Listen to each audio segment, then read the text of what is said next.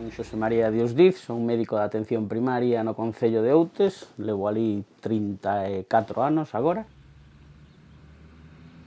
A problemática directa do que é a atención sanitaria ven moi influenciada polos recortes producidos durante os últimos 11 anos nos gobernos do Partido Popular, sobre todo en Galicia. É dicir, estamos vendo que os orzamentos ano a ano disminuíron dunha forma dramática desde o ano 2009. Os orzamentos nos 2 ou 3 últimos anos se aumentaron, pero o baixón tan tremendo, te falo do 20-22% de orzamento do ano 14, do ano 15, do ano 16, non foi recuperado. E, de feito, nestes momentos estamos con un déficit tremendo. Quen se veu máis perxudicado dentro desa diminución de orzamentos foi a atención primaria, basicamente. Eu son Alicia Barreiro, médica aquí de familia en Baio. Baio pertence ao Concello de Zas, un concello rural da área de Xoneira, na Costa da Morte. E a verdade que teño o privilexio de estar aquí en un centro montado nun local veciñal, que eran unhas antiguas escolas. Eu rematei a residencia en 2016, pero nestes 5 anos xa puden vivir nas miñas carnes o que ven sendo recortes e desmantelamento da atención primaria. Moitas veces dentro do sistema sanitario a atención primaria sempre se queda no último peldaño, aínda que seamos o primer eslabón e a primeira entrada aos usuarios. Chámome Xoán Casas, son médico de familia no Centro de Saúde da Baña e a Baña é un concello da comarca de Barcala, pequeno de 3.000 e pico habitantes, rural máis, sin dúbida.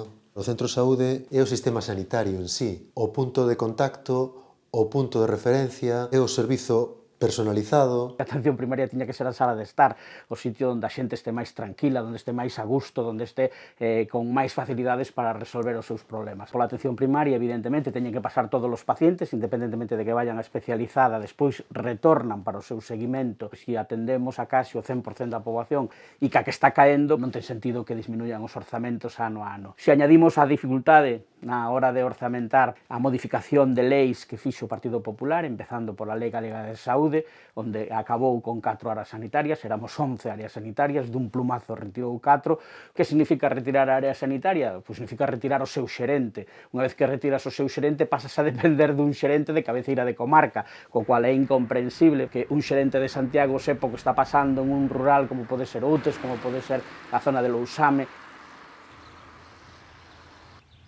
Aparte deso, se perdeu algo importantísimo, que era a participación cidadá. Había un Consello Asesor de Área e había un Consello de Saúde de Galicia. E iso o quitaron dun plumazo, é dicir, non hai participación cidadá dentro da elaboración das leis ou das normas que podan rexir un algo tan importante como a saúde pública. Non? Eso foi cando se modificou a primeira vez. A segunda vez, que é a que se está intentando facer agora e que vai a salir, porque o Partido Popular ten maioría absoluta, é facer un Tribunal de Orden Público encuberto. Vai a modificar a lei simplemente para sancionarnos.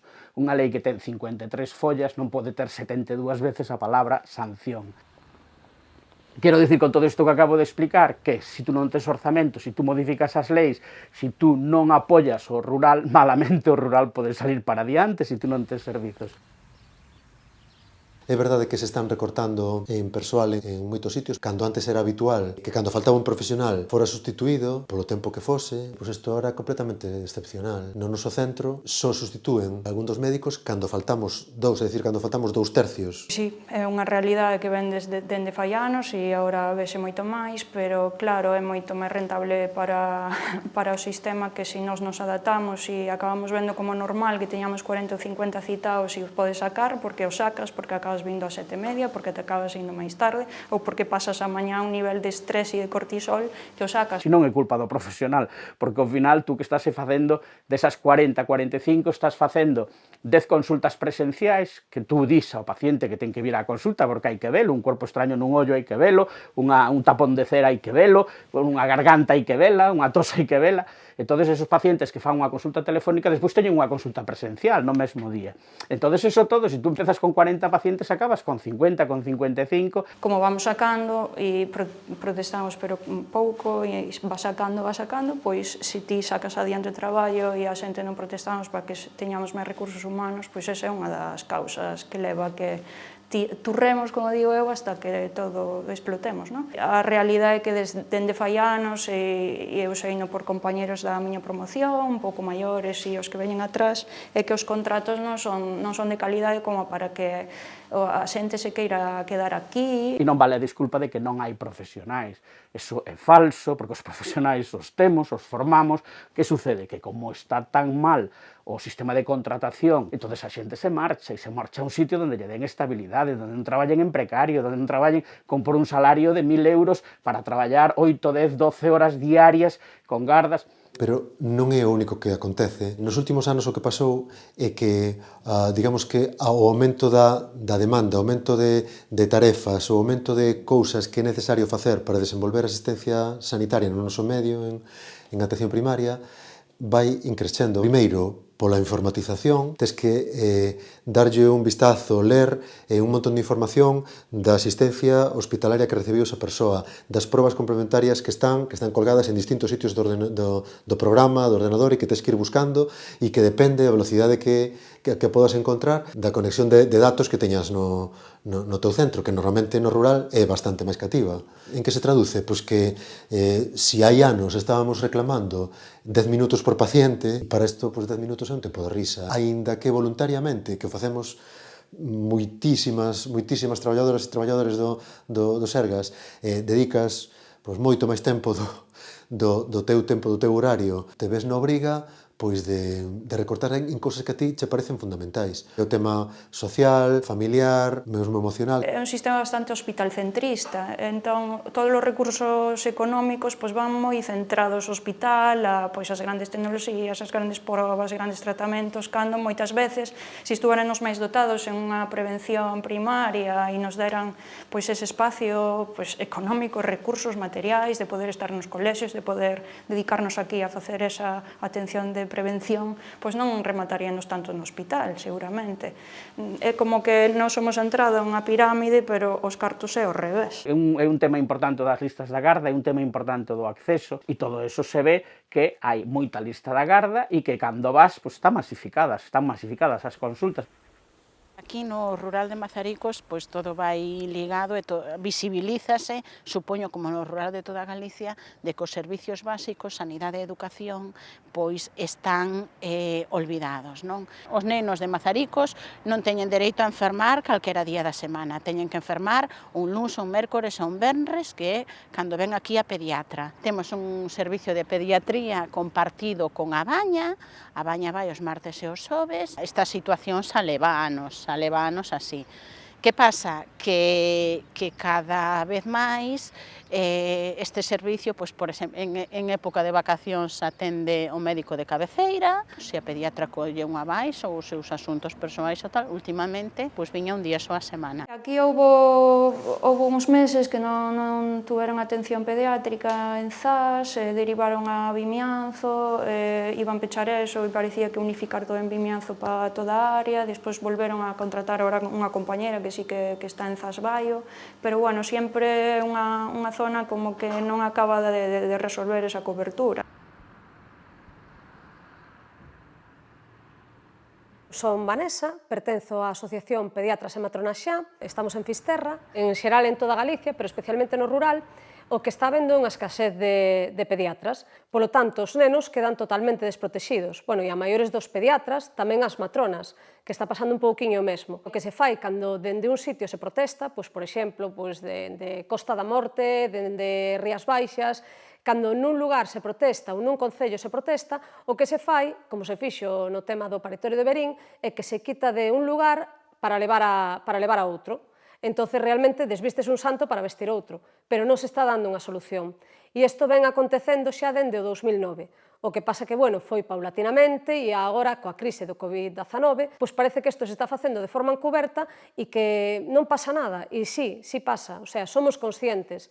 É verdade que non nos podemos manifestar como antes, pero tamén é verdade que non estamos dispostos a renunciar aos dereitos dos nosos fillos. A administración nos encamiña cara a ese campo, non? De que non protestes, de que agora se ti protestas damosche aquí e quitamos ali. Entonces, despois quitamos ali, porque si protestan no outro lado. Entonces, trátase de ir dando caramelos de laranxa a quen pide e para calar unha boca. Penso que se ven facendo así de anos atrás, que funciona moi ben, e desgraciadamente creo que vai tardar en cambiar. A administración pública sabía que había unhas certas plazas que a xente se iba a xubilar, que iban a ter que dotar esas plazas. Non se fixo, e entonces é unha falta de previsión.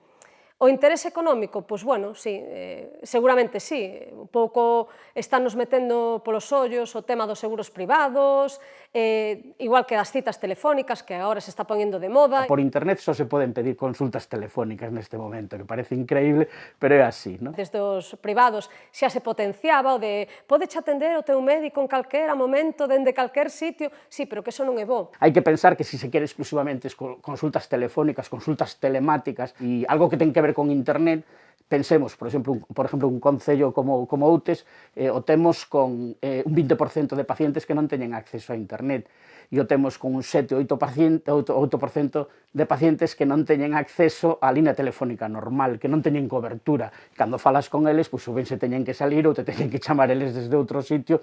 E no caso dos nenos todavía é moito máis grave, porque no caso dos nenos unha consulta telefónica non é viable. Un neno non é un adulto, un neno non sabe describir unha dor, un bebé, como fai un bebé para ser atendido mediante cita telefónica?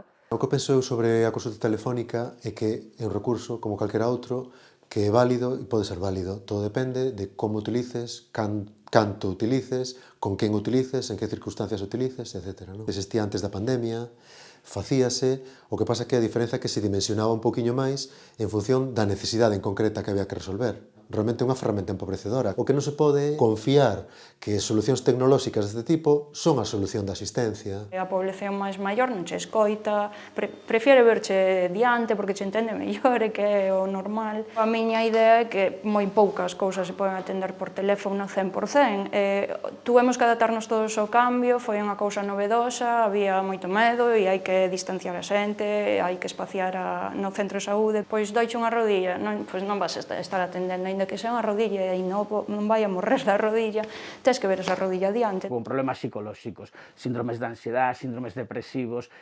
trastornos do sono, pois por teléfono é moi complicado, non? Agora, bueno, estamos un pouquiño adaptados, pero non é o normal, non? Na atención médica e en primaria que tes moita cercanía aos pacientes menos. Moita xente falou de que algunhas solucións podría ser a videoconferencia, na que estás vendo a persoa. É verdade que a cruz disto é que hai xente que non ten acceso tampouco a un vídeo WhatsApp ou outra tal, non? E esa xente habría que dedicarlle outros mecanismos para ser atendidos e non para estar doblemente ou triplemente confinados.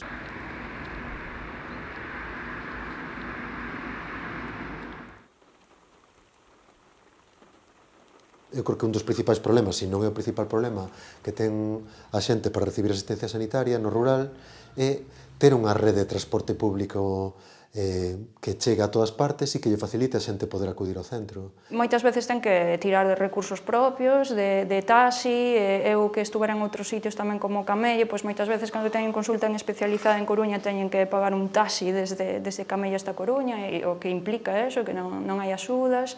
Tamén estuvera en Irixó sí que había como un autobús posto por concello, pero bueno, sempre os límites isto e de que non se ten en consideración. Hai que poñerse que nós en Outes temos unha poboación que ven a ser entre o 35 e o 40% maior de 65 anos, que non existe transporte público e que os taxis están moi reducidos. Casi sempre o transporte desde os domicilios hasta o centro de saúde se realiza cos coches familiares ou cos coches dos veciños. Hai lugares aos que non chega un autobús, vamos. Que sucede? Que co transporte escolar sí que se pode aproveitar para no mesmo desplazamento, e iso está mellorando en algún caso, pero claro, está obviando o fundamental, e é unha atención non? A ese rural para que teñan un transporte que non este dependente, é dicir, cando hai vacacións se acabou o autobús. Eu que digo, solo se pode enfermar de luns a sábado de 8 a 2. Si enfermas despois dese horario, xa dependes dun coche que che leve ao pack de referencia. Estamos falando de que aquí estamos no centro, pero de aquí a Arcos, a parroquia de Arcos, estamos falando de que hai 16 kilómetros.